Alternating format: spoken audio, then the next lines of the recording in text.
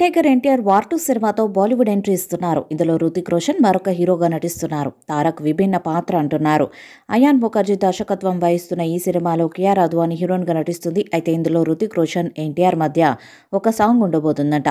ఇందులో ఇద్దరు తమ స్టెప్పులతో ఇరగదీయనున్నారన్న టాక్ వస్తుంది. దాంతో ఫ్యాన్స్ తెగ ఖుషి అయిపోతున్నారు. ఎందుకంటే బాలీవుడ్లో హృతిక్ రోషన్లా డాన్స్ చేసేవారు లేరు. ఎంతటి కఠినమైన డ్యాన్స్ అయినా చాలా సునాయాసంగా చేసేస్తారు హృతిక్. ఇక మన ఎన్టీఆర్ డ్యాన్స్ గురించి ప్రత్యేకంగా చెప్పాల్సిన పని లేదు. తారక్తో డ్యాన్స్ అంటే హృతికే భయపడిపోతున్నాడట. తారక్తో కలిసి వార్ 2లో ఓ పాటకు డ్యాన్స్ చేయబోతున్నారని, తనతో డ్యాన్స్ తర్వాత తన కాళ్ళు స్ట్రాంగ్గా ఉంటే అంతే చాలని హృతిక్ అంటున్నారు. గతంలో ధూమ్ 2 అనే సినిమాలో పాటలు, సినిమా కథ ఓ రేంజ్లో క్లిక్ అయింది.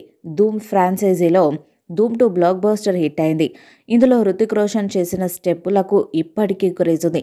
మరి ధూమ్ 2 నచ్చిందా లేదా, వార్ 2నా అని హృతిక్ను అడగ్గా ఇప్పుడు ఈ ప్రశ్నకు సమాధానం చెప్పడం కాస్త కష్టమే అంటూ వార్ 2 అనేశారు. ఎందుకని అడగ్గా ఇందులో తాను ఎన్టీఆర్తో కలిసి డ్యాన్స్ చేయబోతున్నానని తెలిపారు. ధూమ్, వార్ సినిమాలు రెండు భారతదేశంలోనే అతిపెద్ద నిర్మాణ సంస్థ అయిన యష్రాజ్ ఫిలిమ్స్కి చెందినవే.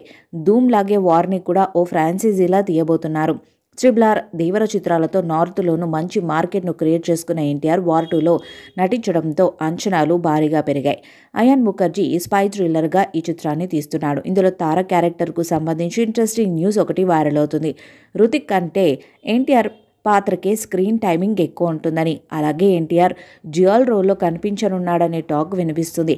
వార్ ఫస్ట్ పార్ట్లో టైగర్ ఫ్రాష్ కనిపించినట్టే పార్ట్ 2లో ఎన్టీఆర్ కూడా హీరోగా, విలన్గా రెండు డిఫరెంట్ షేడ్స్లో కనిపించబోతున్నాడట.